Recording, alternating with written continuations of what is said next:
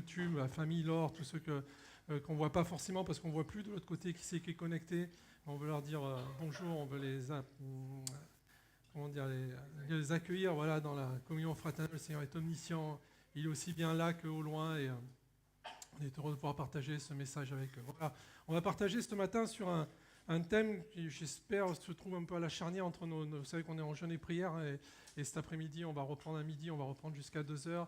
Et je voulais partager avec vous sur un thème particulier qu'on retrouve à 4 reprises dans la parole de Dieu, quasiment dans chacun des évangiles. On va se rendre compte qu'à 4 reprises, les gens, les entourages autour du Seigneur, vont se moquer de lui. On va regarder les 4 fois où il est dit qu'on se moqua de Jésus. C'est important parce que si c'est arrivé à Jésus et qu'on est des disciples de Jésus, ça va forcément nous arriver. Et si ça ne nous arrive pas, c'est que peut-être il nous manque quelque chose dans ce qui est de l'ADN de notre Seigneur. Parce qu'on va voir que ces 4 fois où on va se moquer de Jésus sont finalement quelque part les 4 critères qui marquent un disciple comme appartenant au Seigneur. S'ils sont là, c'est qu'il y a vraiment quelque chose du domaine de ce que le Seigneur peut faire en nous et de ce qu'il a fait en nous et de l'œuvre qu'il fait en nous. Et on a besoin de comprendre ça pour qu'on puisse bien réaliser que parfois, déjà ça nous encourage. On va se voir que si ça nous arrive à nous aussi, c'est qu'il y a une bonne raison. Et ça nous permet aussi du coup de passer, vous voyez, comme ces 4 filtres pour savoir si on est bien dans la volonté de notre Dieu, si on est plus qu'un chrétien, si on est réellement un disciple. Et le premier passage qu'on va voir, la première fois où on voit des personnes se moquer de Jésus, c'est dans Luc chapitre 8, du verset 49 au verset 53, où il nous est dit « Comme il parlait encore, survint de chez le chef de la synagogue quelqu'un disant « Ta fille est morte ». Vous connaissez ce passage « N'importune pas le maître ». C'est bien quelqu'un qu'on peut importuner, c'est notre Seigneur. À tout moment, de la journée, le soir, la nuit, n'importe quand. Il est celui qui ne dort ni de sommeil, celui qui veille sur nous. Mais Jésus ayant entendu cela, le Seigneur entend. Lorsqu'on peut être découragé, lorsque peut-être on nous dit des choses. Ce n'était pas pour faire du tort, cet homme-là. Il pensait vraiment que Jésus pouvait guérir quelqu'un de malade, mais ressusciter, ils n'y pensaient pas. Mais le Seigneur l'a entendu. Et il dit au chef de la synagogue, ne crains pas, crois seulement et elle sera sauvée. Lorsqu'il fut arrivé à la maison, il ne permit à personne d'entrer avec lui, si ce n'est à Pierre, à Jean et à Jacques, et au père et à la mère de l'enfant. Tous pleuraient, se lamentaient sur elle. Alors Jésus dit, ne pleurez pas, elle n'est pas morte, mais elle dort. Et il se moquait de lui. Le premier, le voilà, sachant qu'elle était morte. Mais il la saisit par la main, et d'une voix forte, « Enfant, lève-toi ». Une voix plus forte que ce que j'ai là, moi j'arrive pas à avoir une voix forte. Et son esprit revint en elle, et à l'instant, elle se leva. La première raison pour laquelle on s'est moqué de Jésus, c'est parce qu'il a dit qu'il allait faire quelque chose qui semblait impossible. Il a annoncé qu'il allait faire quelque chose que personne n'avait encore jamais fait. C'est-à-dire qu'à un moment donné où il n'y avait plus d'espoir, le Seigneur est celui qui a dit « Ne crains pas, crois seulement, je vais agir ». Mes amis, ça doit être aussi une part de notre ADN. On doit pouvoir être comme ça.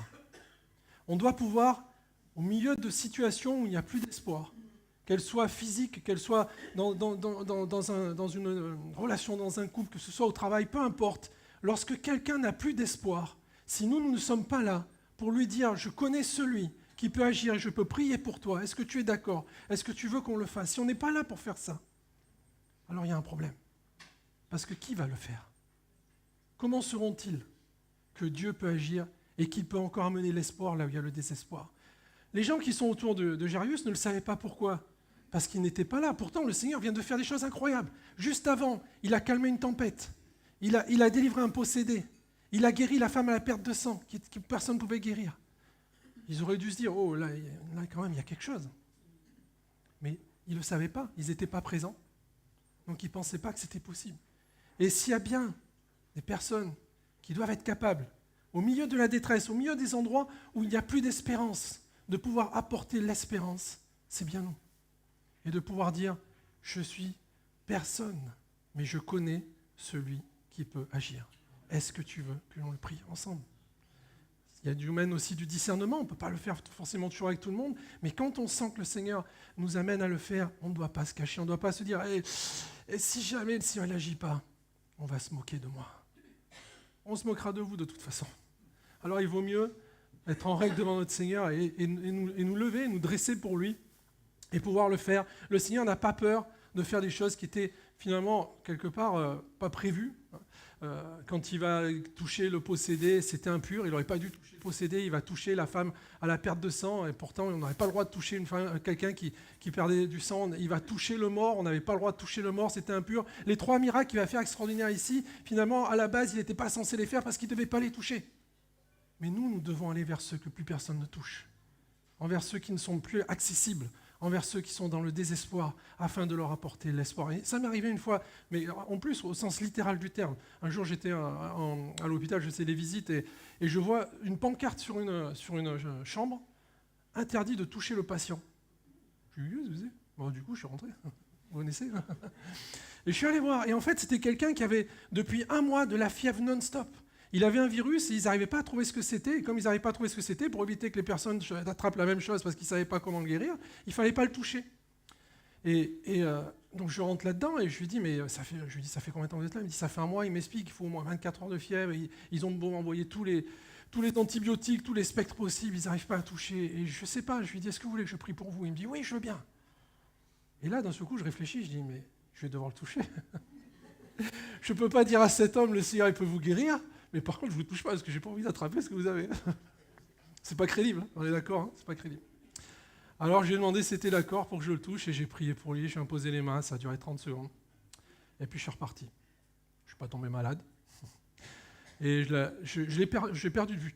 Je n'ai pas réussi à le retrouver. Et 2-3 mois après, un jour je vais à l'hôpital Clémenceau, au centre de gériatrie, faire des visites et je tombe sur lui. La même personne était sur le parking, là, en pleine forme, il venait pour autre chose. Et je lui dis, mais... vous vous rappelez que j'étais passé, tout ça? Il me dit, ah ouais, je me souviens. Figurez-vous que le surlendemain, j'ai plus fait de fièvre, je suis sorti. Moi, je lui dis comme vous, je dis amen, c'est génial. Et je lui dis, vous vous rappelez que j'ai prié pour vous? Il me dit non. Je dis, Seigneur, t'es sérieux? C'est déjà compliqué d'aller voir les gens, de trouver quelqu'un qui veut pour qui qu'on prie, de voir un miracle. Mais en plus, quand ils sont guéris, ils ne se rappellent même pas qu'on a prié pour eux. On a besoin d'aller voir ceux qui sont dans la désespérance. Et peu importe ce qui se passe derrière, c'est notre boulot, on doit le faire, on doit être là pour ça. Et c'est vrai, dans tous les cas de figure, hein, on parle souvent de la maladie dans ce cas-là, mais c'est vrai dans les cas aussi, je parle de relationnel, dans le cas de professionnel, dans le cas de même des choses de la vie courante qui peut nous arriver. Manu, elle a reçu un coup de fil hier, c'est tout récent, c'était hier, des amis qu'on a, et ils sont vraiment dans une situation difficile, je passe sur les détails, mais ils se retrouvent en plus dehors de chez eux parce que la maison qu'ils avaient, elle était envahie de termites, tout risquait de s'effondrer, la police municipale est arrivée et ils les ont mis dehors, arrêtés d'expulsion, comme ça, à la rue. Ils avaient la possibilité d'aller à l'hôtel, mais bon, ils se retrouvaient dans une situation particulière, ils payaient le loyer, et plus de solution. Et Manu, elle va prier pour eux. Et hier, elle reçoit le coup de fil en joie. Le Seigneur a écouté ta prière. Figure-toi qu'un couple pour lequel on s'occupe, ils ont vendu leurs biens au monde des oiseaux, ils ont acheté quelque chose de plus petit, et ils ont acheté en côté un appartement, et ils nous l'ont proposé, on va pouvoir y vivre dedans, sans payer de loyer. Déjà, vous vous dites, génial. Mais moi, je dis, c'est pas assez. Et figurez-vous qu'elle rajoute, et le truc de fou, c'est parce que comme on s'est bien occupé d'eux, c'est une personne vraiment très âgée, hein, ils vont nous mettre sur le testament, ils vont nous le léguer. Est-ce qu'on n'est pas censé être ceux qui doivent trouver normal que les choses comme ça arrivent? Je me souviens de Élisée, vous savez, lorsque cette femme va arriver, parce qu'il y a eu ce problème avec cet enfant, il va être surpris de ce que le Seigneur ne l'ait pas prévenu.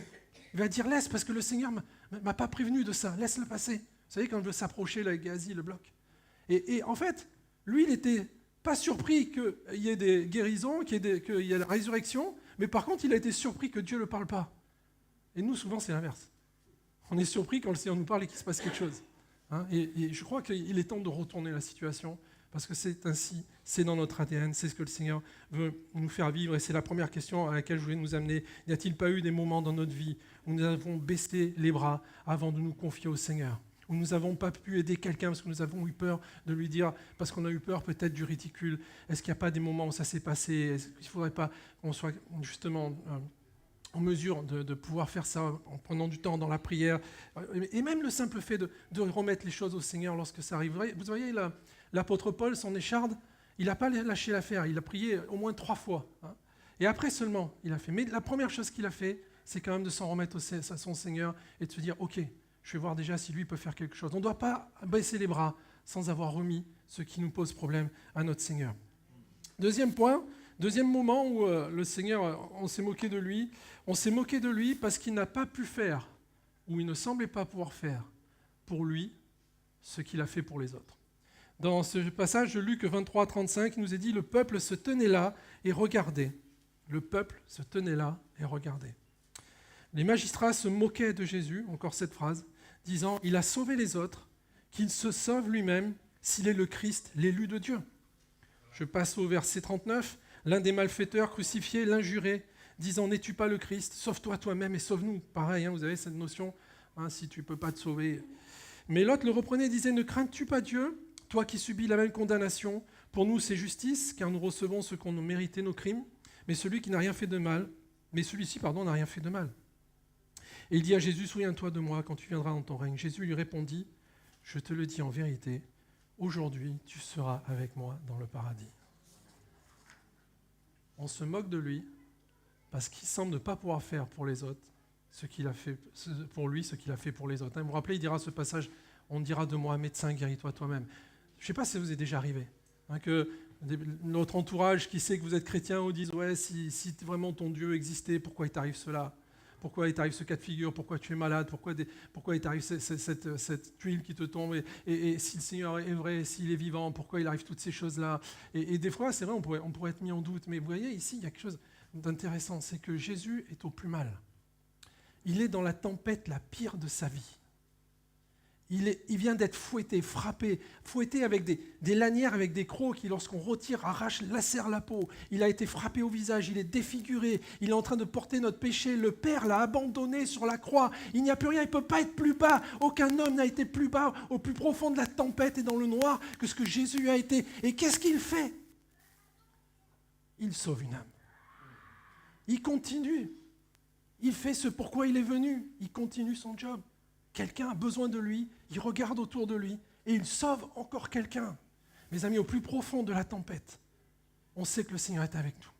On sait qu'il est dans notre barque. David dira, lorsque je marche dans la vallée de l'ombre de la mort, je ne crains aucun mal, car tu es avec moi, pas parce qu'il dit, parce qu'il va m'en sortir, parce qu'il est avec moi. Et lorsqu'on est au fond de la tempête, je crois que ce qui est important de réaliser, c'est qui autour de nous est dans cette tempête et a besoin du Seigneur. Qui est dans les barques autour de nous et a besoin aussi que la mer se calme. Vous vous rappelez, quand il y a eu cette première tempête, il est dit qu'il y avait d'autres barques tout autour. Et quand le Seigneur a calmé la tempête, les autres barques en ont bénéficié aussi. Avec le Seigneur, il n'y a pas de dommages collatéraux, mais il y a des bienfaits collatéraux. Amen.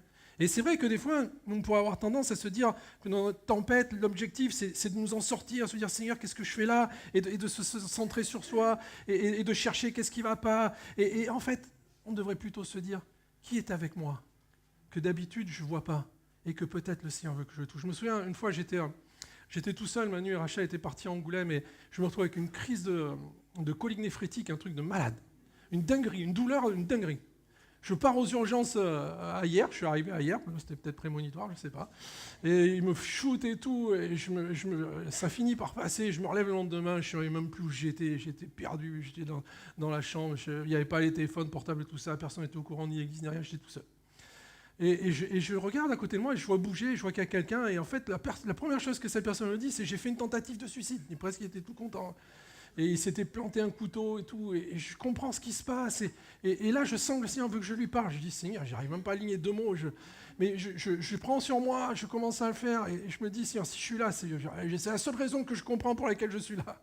Et je commence à lui parler.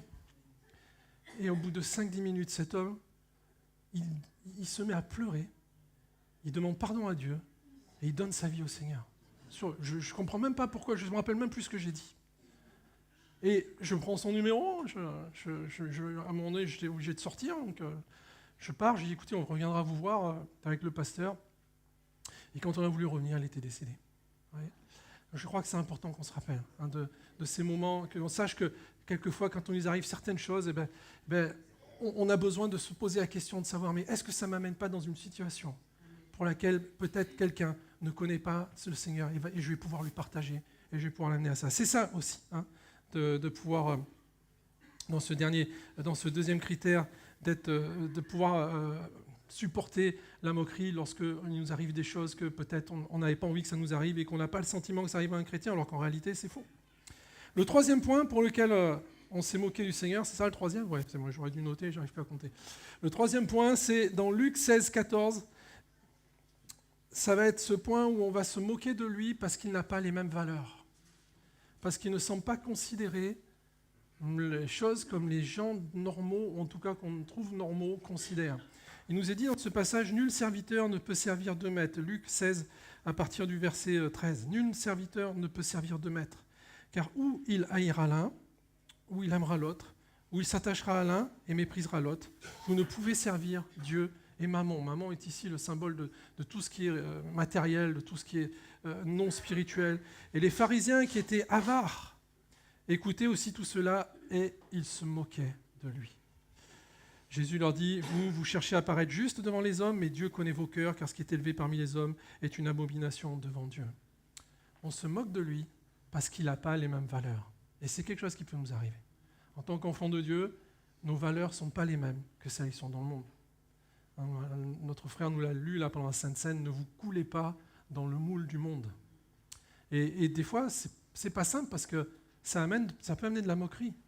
Ça peut amener des attitudes autour de nous, on nous dit il n'est pas comme les autres, ou pourquoi lui il n'est pas en train de préférer toucher plus, gagner plus, avoir plus de gloire et tout ça. Mais on voit que notre Seigneur n'était pas de cette nature-là. Ses valeurs sont inversées. Et pourtant, ici il fait mention de richesse. Et les gens qui sont là n'ont pas cette même notion que lui. Et quand vous regardez bien, on se posait la question avec Matthieu hier, quel était l'homme le plus riche lorsque Jésus était sur terre ? L'homme le plus riche du monde lorsque Jésus était sur terre, c'était Jésus. Parce qu'il était tout à la fois homme, mais aussi tout à la fois Dieu. Et il est dit que Dieu, à lui appartiennent tout l'or et l'argent. Et d'ailleurs, à un moment donné, quand il a eu besoin d'argent, il a dit, je sais, il y a une statère là-bas dans la bouche du poisson, tu vas le pêcher, tu le sors. Il savait où était tout. C'était l'homme le plus riche. Et il se baladait avec un seul manteau et une paire de sandales. Le problème, ce n'est pas la richesse. Le problème, c'est ce qu'on en fait. Le problème, c'est est-ce qu'on la sert ? On peut être riche et servir le Seigneur si c'est le Seigneur que l'on sert et si on est prêt à perdre ce que le Seigneur nous demande pour ça. Et le problème, c'est que si on est plutôt orienté vers Mammon, c'est celui qu'on va amener en premier et nos valeurs vont s'inverser.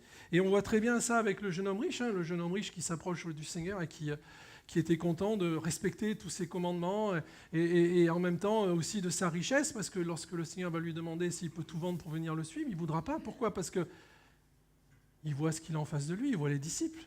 Le Seigneur est en train de lui dire de devenir un disciple comme eux. Et lui, c'est clair que si ça avait été aujourd'hui, le jeune homme riche, il aurait été peut-être en costard avec son petit iPhone, voilà. Et les disciples, ils auraient été habillés en guenilles, pas forcément avec les derniers habits de la mode. Ça devait faire longtemps qu'ils ne s'étaient pas lavés, ils n'avaient pas d'endroit où vivre, c'était compliqué. Et il s'est dit, mais j'ai pas envie de vivre comme ça. Parce que ses valeurs étaient inversées. Parce que ce qui l'intéressait, on le voit là, c'était finalement de paraître.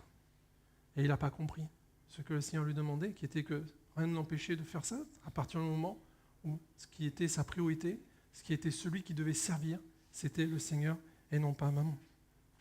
Ce qui est élevé pour nous les hommes est une abomination devant Dieu.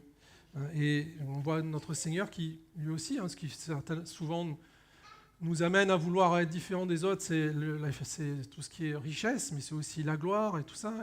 Et s'il y en avait bien la puissance aussi, et s'il y en avait bien un qui était puissant, l'homme le plus puissant sur terre, c'était aussi le Seigneur.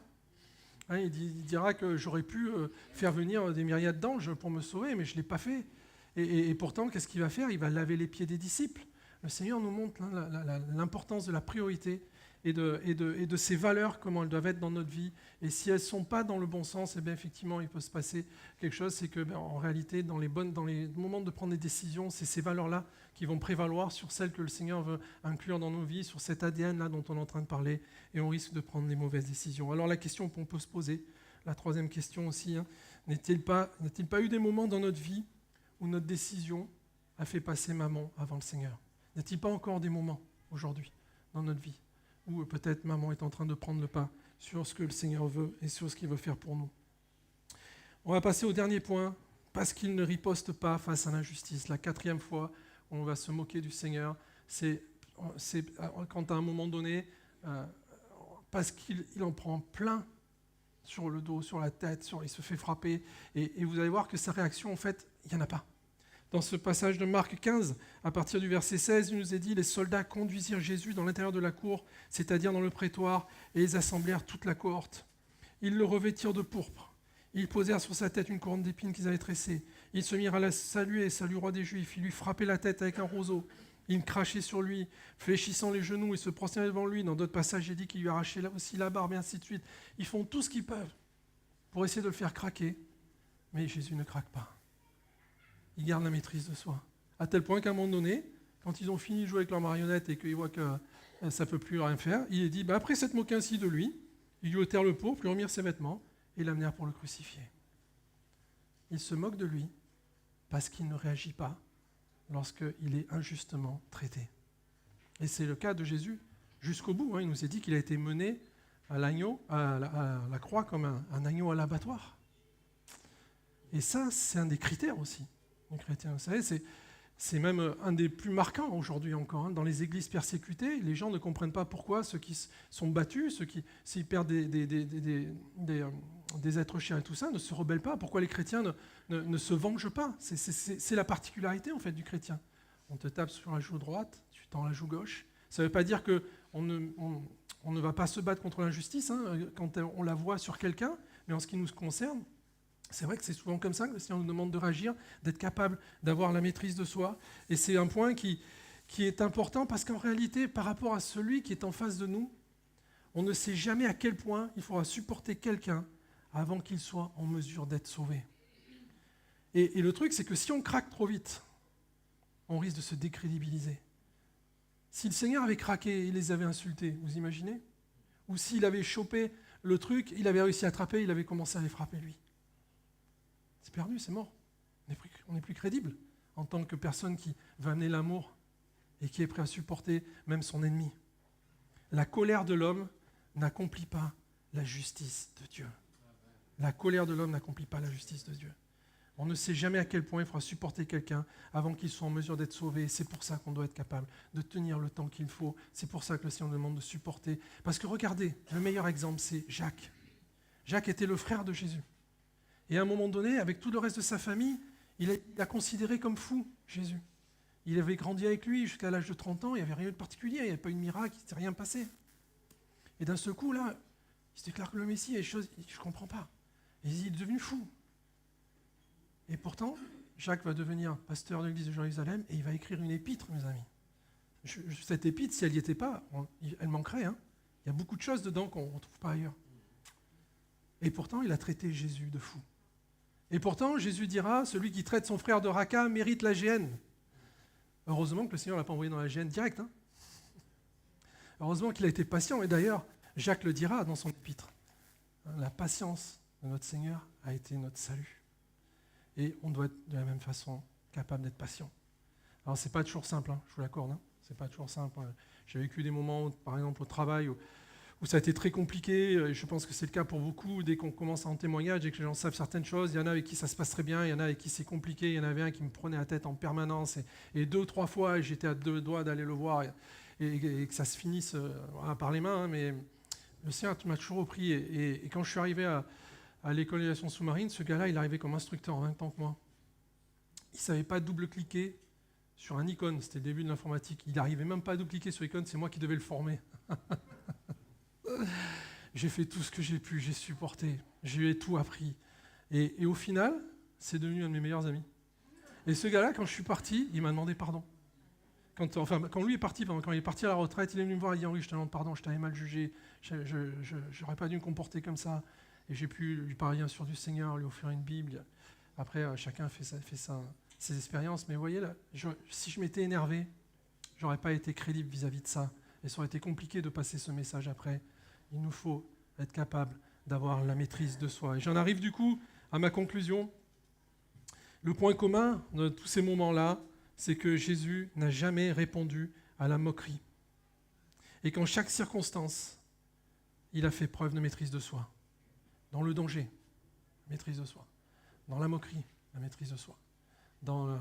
Chaque fois qu'il y a quelque chose qui finalement aurait pu l'amener à réagir, toujours la maîtrise de soi et surtout jamais la vengeance. Je parlais tout à l'heure, il n'a jamais cherché à se venger. Et d'ailleurs, c'est important de se rappeler que le Seigneur dira « à moi la vengeance et la rétribution ».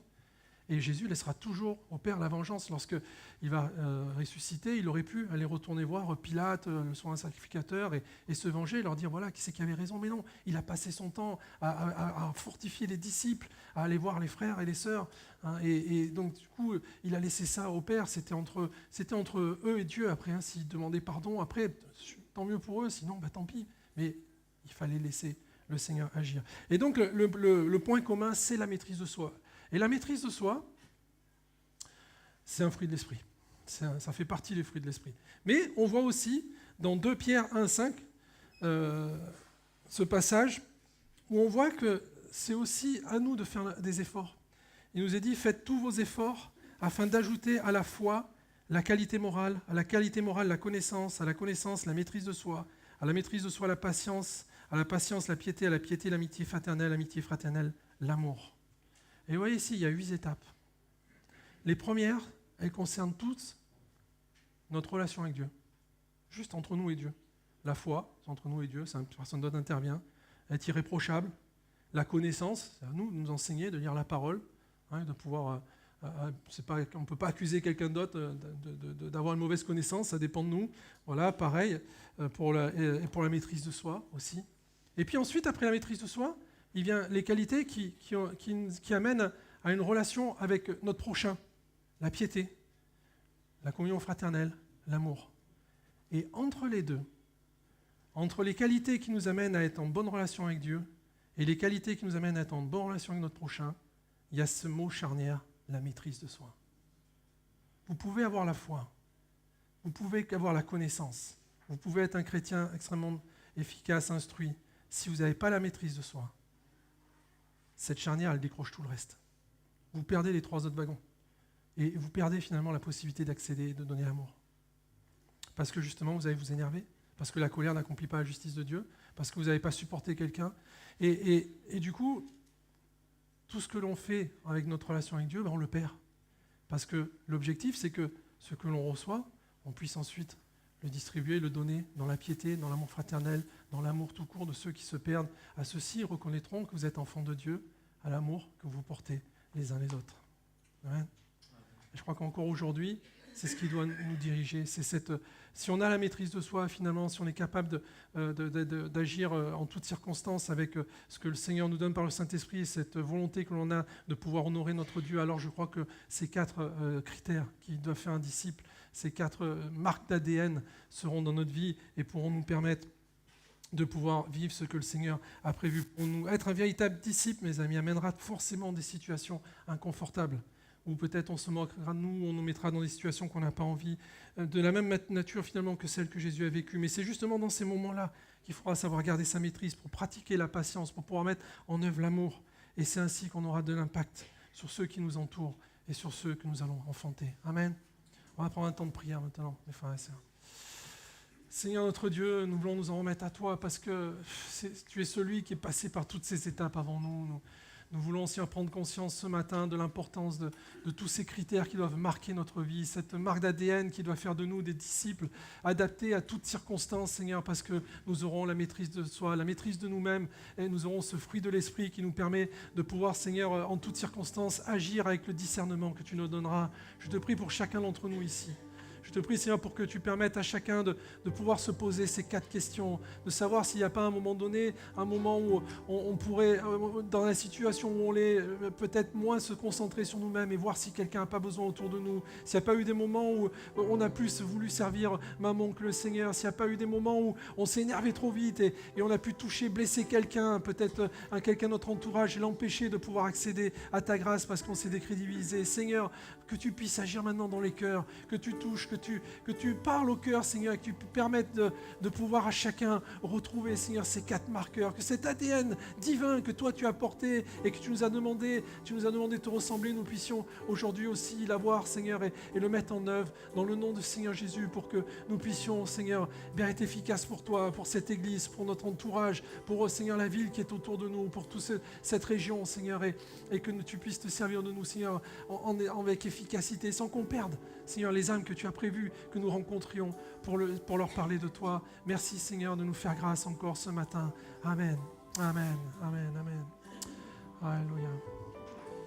Voilà. On va dire au revoir aux internautes. On vous dit à bientôt. On va couper la vidéo et on va ensuite passer aux annonces. Et puis après, on passera sur un dernier chant pour la